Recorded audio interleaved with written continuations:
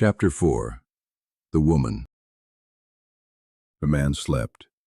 Not the shallow sleep that would later come with weariness and nightfall, but the first deep sleep, the sleep that was a gift and a doorway. God had spoken it over him like a mantle of mercy. It is not good that the man should be alone. Then the hush fell, heavier than any silence we had ever known. We stood among the cedars, close enough to feel the warmth of his skin, yet unseen.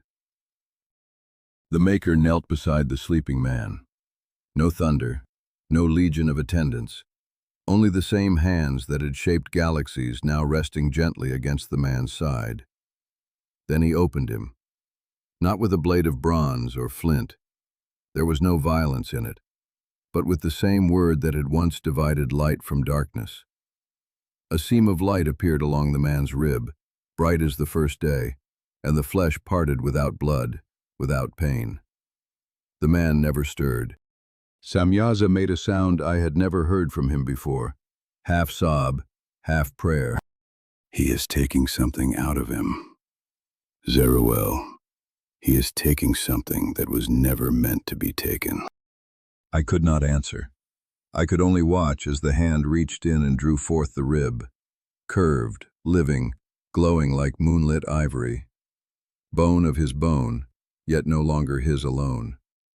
Around the rib, light and dust and breath began to weave themselves together. Flesh formed where no flesh had been, curves where there had been straight lines. A second heartbeat began before the first had time to protest its loneliness. Samyaza's wings trembled. She is beautiful and terrible, like the dawn deciding to become a person. The woman opened her eyes and looked first at the face of God, then at the face of the man who still slept. She did not gasp. She did not cover herself. She simply smiled, as though she had always known she was coming home. The wound in the man's side closed without a scar. The sleep lifted like mist at sunrise. He sat up slowly, blinking, and saw her. And for the first time since the sixth word, the man spoke without naming something else. This one shall be called woman, because she was taken out of man.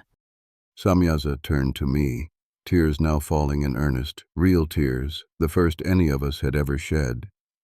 He did not leave him half alive after all. He opened him, emptied him, and filled the emptiness with something greater than what was lost. I felt the old argument rise in my throat and die there. For once I had no defense to offer, no shield of doctrine, only awe. The man rose and walked toward her. She toward him. They met in the middle of the clearing where the animals had failed to meet him, and their hands found each other without hesitation. Naked, the man and his wife, and they were not ashamed. Samyaza watched them for a long moment, then spoke so softly I almost missed it. Tell me again why the tree still stands. I looked at the two of them, complete at last, circled by rivers that had never known curse, walking beneath trees that still bowed with fruit. And for the first time since the music stopped, I had no answer at all. Only the faintest echo, far in the future, of a promise no one had yet spoken aloud. A heel would be bruised, a head would be crushed, and the woman's seed would one day stand where we stood now, watching, weeping, waiting.